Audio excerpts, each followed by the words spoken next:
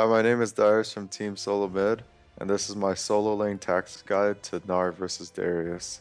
From levels 1 to 2, your early game is really rough as Gnar no matter who you're playing against. So you just want to farm and trade with your procs and just try to survive. From level 1 to 2 for Darius, he generally starts Q, but if he's against Gnar, he'll go E next. Every time you get into range of him, he's going to E, auto attack you, and then Q.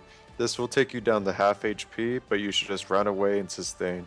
From levels 3 to 4, the game gets slightly easy for you because you now have your E to jump away. This still doesn't mean that you're strong enough to fight Darius, but just farming from a distance with Q and then auto attacking and trading the third procs on W should generally be fine. Every time you build up enough rage, you'll get some health back from Mega Gnar when he reverts to Mini Gnar, and you can gank around this time, but it's preferred not to.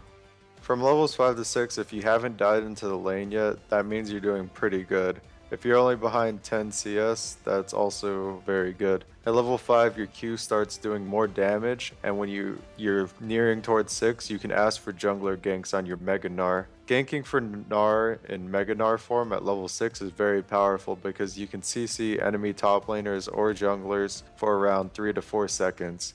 This will allow you to win the fight depending on how healthy you are, and this is when you're going to slowly ramp up to getting your level 7 to 9 power spike.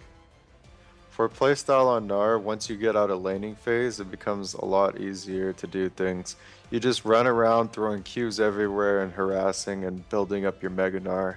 Make sure to not build up Mega Gnar too fast at certain timings before Dragon.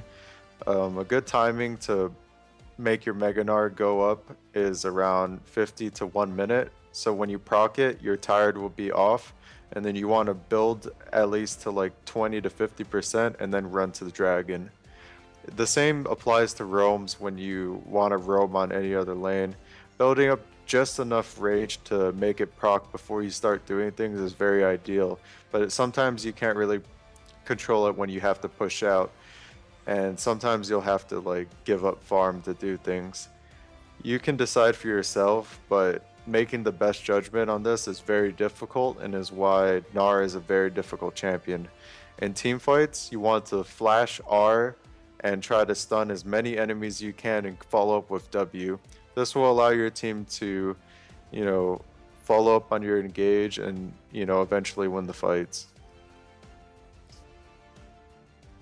For runes on Gnar, you generally want to go enough AD in reds until it's 5.6, and then the rest attack speed. Also, you want to go attack speed quints, flat armor yellows, or armor per level yellows, since it doesn't actually matter if you have flat armor or not. And then for blues, you want to go CDR per level. The reasoning for this is later on in the game when you're around level 9 and your CDR goes up, your Q does a lot of sustainable damage since you can throw it out like every 3 seconds.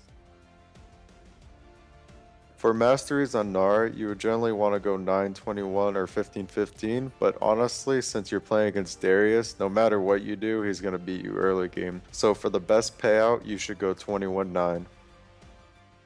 For skill order on Gnar, it's really a rough call early on. If you're double jungling, you want to start W and then Q, but the problem is you won't have E to run away when Darius hits level 3. So sometimes it might be better to start Q and then double jungle and then go E second as you go into lane so you can at least farm. But then you run into the problem of not doing enough damage to Darius if you get a gank, so it's all really different. But standardly you want to go Q and W and pray that they don't capitalize on the level 1 to 2, and if they do, you want to hit them enough and then try to sustain and try to live.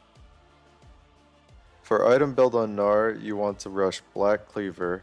After Black Cleaver, you can get Ninja Tabi or Dead Man's Plate. Dead Man's Plate is a really good item on Gnar because when you don't auto attack, you can just constantly run around and throw your Qs, and then when you're chasing someone down, you slow them on the first auto and you slow them with your Qs. Another core item on Gnar is Spirit Visage. This gives you 10% CDR, but since you have CDR per level, you should go Banshee's Veil instead. Another good item on Gnar against a lot of ADs is Randuin's, Thornmail, and even GA at later points of the game, although you don't want to build it early.